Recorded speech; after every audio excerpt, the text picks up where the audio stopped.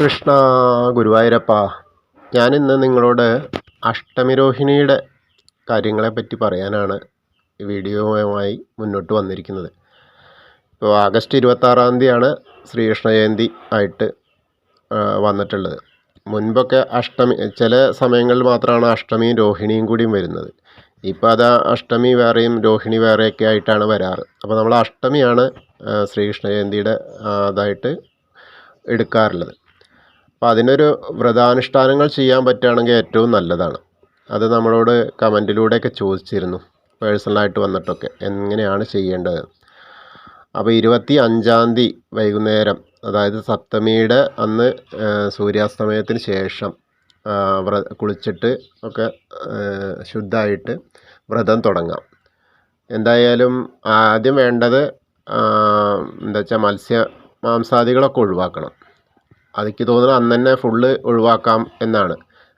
അല്ലെങ്കിൽ നമ്മുടെ ശരീരത്തിനുള്ളിൽ അത് നമ്മുടെ വയറിലുണ്ടാവും. അപ്പോൾ അത് വേണ്ട, അന്ന് ഒഴിവാക്കിയിട്ട് മത്സ്യമാംസാദികൾ ഒഴിവാക്കുക. ബ്രഹ്മചര്യം എന്തായാലും പാലിക്കുക. പിന്നെ ഉപവാസമാണ് ഏറ്റവും നല്ലത്.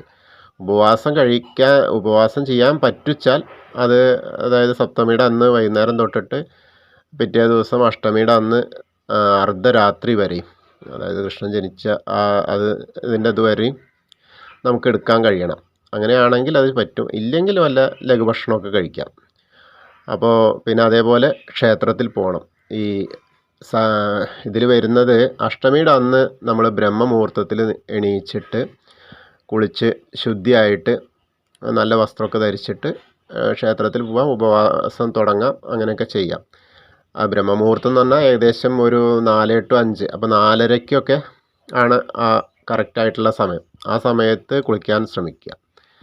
പിന്നെ അതിൽ വ്രതശുദ്ധിയിൽ എന്താണെന്ന് വെച്ചാൽ, ശരിക്കും നമുക്ക് വേറെ ഒന്നും അറിയില്ലെങ്കിലും ഓം നമോ ഭഗവതേ വാസുദേവായ എന്ന 12 അക്ഷരങ്ങൾ ഉള്ള മന്ത്രം എല്ലാം ചെല്ലുക നിത്യവും. അതായത് ആ സമയം ദിവസം മുഴുവനും ചെല്ലുക. പിന്നെ ശ്രീകൃഷ്ണനാമങ്ങൾ ഏത് വേണമെങ്കിൽ ചെല്ലാം, ഭാഗവതം വായിക്കാം, അങ്ങനെ എന്ത് വേണമെങ്കിലും ചെയ്യാം. പിറ്റേന്ന് ക്ഷേത്രത്തിൽ പോയിട്ട് ഒക്കെ ചെയ്യാം. അപ്പോൾ പറ്റുന്ന അന്ന് 2 നേരം അമ്പലത്തിൽ പോകാൻ പറ്റുവെച്ചാൽ അത് ചെയ്യാം. ശരിക്കും പറഞ്ഞാൽ ആ ഒരു അവസ്ഥ എന്ന് പറഞ്ഞാൽ ഇതിൽ കാര്യമായിട്ട് ചെയ്യാനുള്ളത് സപ്തമിയുടെ അന്ന് തുടങ്ങിയിട്ട് അഷ്ടമിയുടെ അന്ന് അർദ്ധരാത്രി വരെയും നാമജപങ്ങളോടെയൊക്കെ കഴിയാം. പിന്നീട് വരുന്നത്, അതായത് 27-ാം തീയതി പുലർച്ചെ, ഇപ്പോൾ 25-ാം തീയതി നമ്മൾ തുടങ്ങി, 26-ാം തീയതി ഫുള്ള്, 27-ാം തീയതി പുലർച്ചെ നമുക്ക് പിറ്റേന്ന് ക്ഷേത്രത്തിൽ പോയിട്ട്, ഏതെങ്കിലും വിഷ്ണു ക്ഷേത്രത്തിലോ ഒക്കെ പോയിട്ട് അവിടുന്ന് തരും. അപ്പോൾ തീർത്ഥപാനത്തോടെ വ്രതം അവസാനിപ്പിക്കാം. ശരിക്കും പറഞ്ഞാൽ വിഷ്ണു സഹസ്രനാമമൊക്കെ ചെല്ലാൻ പറ്റുന്നതാണെങ്കിൽ അത് ചെയ്യാം. കാരണം ഇതുകൊണ്ട് ഗുണം എന്താണെന്ന് വെച്ചാൽ, വ്യാഴം നമുക്ക്, അതായത് ഈശ്വര അധീനം കുറവാണെങ്കിൽ, അത് നമുക്ക് വ്യാഴം പ്രതികൂലമായിട്ട് നിൽക്കുകയാണെങ്കിലും, അതുപോലെ ബുധദശയിലുള്ളവർക്കൊക്കെ ഇത് ഏറ്റവും കൂടുതൽ ഉപകരിക്കാം. അപ്പോൾ അവർക്കാണ് ഈശ്വര കടാക്ഷം കൂടുതലായിട്ട് കിട്ടുക. പ്രതികൂലമായി നിൽക്കുന്നതിന് കൃഷ്ണൻ്റെ ആ നാമത്തിലൂടെ നമ്മൾ അതിനെ തരണം ചെയ്യണം. വ്യാഴം എന്ന് പറഞ്ഞാൽ ശ്രീകൃഷ്ണൻ്റെ, മഹാവിഷ്ണുവിൻ്റെ തന്നെയാണ്.